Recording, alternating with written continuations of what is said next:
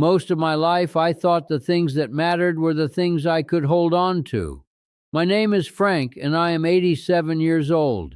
And it took me nearly 9 decades to understand that the most important parts of life are the very things we spend years pushing aside. When I was young, I had a simple plan. I wanted a good job, a nice house, money in the bank, and the kind of life people looked at and admired. I grew up in a small town where people worked hard and kept their feelings to themselves. My father used to say that a man's worth came from what he provided, not from what he said, not from how often he smiled, but from how much he could carry without complaining. I believed him. By the time I was 30, I was working 6 days a week at a construction company. I married a wonderful woman named Helen, and before long we had 2 children. We bought a small house with a little front porch and a tree in the yard. From the outside, it looked like I had everything a man could want. But I was never home. I told myself I was doing it for them. Every late night, every missed dinner, every birthday I came home too tired to enjoy, I told myself it was worth it because I was building something. I wanted my children to have more than I did. I wanted Helen to never have to worry about money. I thought love meant sacrifice, and sacrifice meant giving them everything except my time. At first, nobody said much about it. The children were young. They still ran to the door when I came home. Helen still waited up for me in the kitchen, even when the food had gone cold. She would sit there with her hands wrapped around a cup of coffee and ask me how my day was. Most nights I would say, "Long," and that would be the end of the conversation. I remember one evening more clearly than the rest. My son was about 8 years old. He had a school play. He asked me for 2 weeks if I would come. I promised him I would.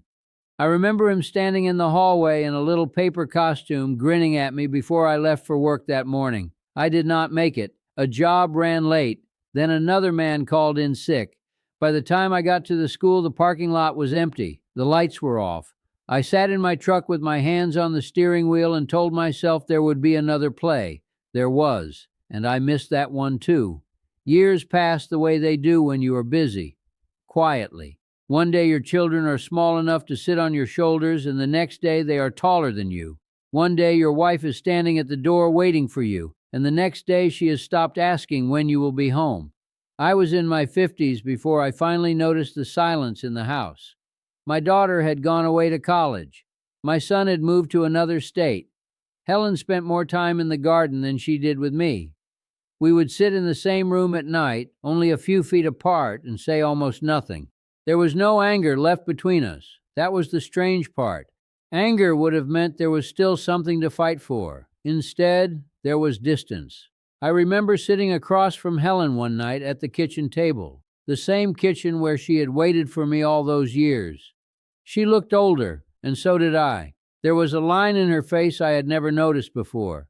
She looked at me and said, "Frank, you were here, but you were never really with us." I wish I could tell you I had some great answer.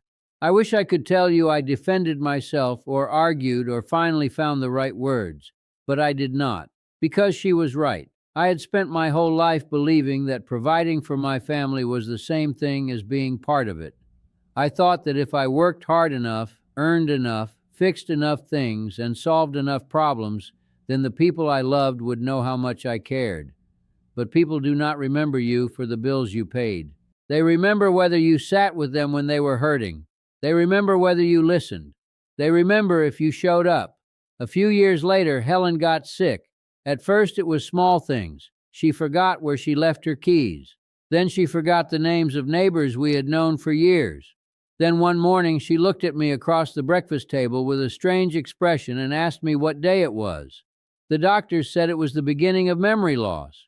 For the first time in my life, nothing could be fixed. I could not work harder. I could not earn my way out of it. I could not stay late at the office and solve the problem. All I could do was sit beside her. So I did. Every morning I made her coffee the way she liked it. I sat with her in the garden. I listened to the same stories again and again, even when she forgot she had already told them. Some days she remembered everything. Other days she looked at me like I was a stranger she almost recognized. And in those quiet afternoons sitting beside the woman I had loved for 40 years, I finally understood what she had been trying to tell me all along. Life is not built from the big moments we chase. It is built from small moments we almost ignore. A hand on your shoulder, a conversation at the dinner table, a drive with no destination, a child asking you to watch them in a school play, a wife waiting in the kitchen with a cup of coffee. Those are the things that matter. Not because they seem important at the time, but because one day they become the things you would give anything to have back. Helen passed away when I was 82. After the funeral, the house felt too quiet. I would wake up in the middle of the night and listen for the sound of her footsteps, even though I knew they were gone. I found one of her old sweaters hanging behind the bedroom door and could not bring myself to move it for nearly a year.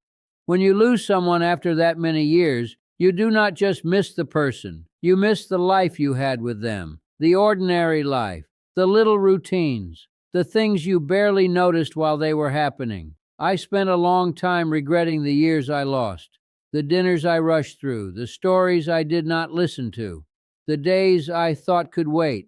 But regret is a heavy thing to carry when you are old. Eventually, you have to put it down. So I called my son. We had not spoken properly in months. We talked for almost 2 hours. Then I called my daughter. I started visiting my grandchildren more often. I stopped pretending that there would always be more time. Now, every Sunday, my family comes to my house. The grandchildren make too much noise. Somebody always spills something. Nobody ever helps with the dishes unless I ask twice, and it is the best part of my week. Sometimes I sit quietly and watch them all talking over each other around the table, and I think about the man I used to be. The man who believed that life was something waiting for him in the future, something he would finally enjoy once the work was done. But the work is never done. There is always one more job, one more problem, one more reason to wait. If I have learned anything at 87, it is this: the people you love are not standing in the way of your life. They are your life. So if there is someone you have been meaning to call them. If there is someone sitting in the next room, put down whatever is in your hands and go sit beside them for a while. Because one day you will realize what really mattered. And by then, I hope it is not too late.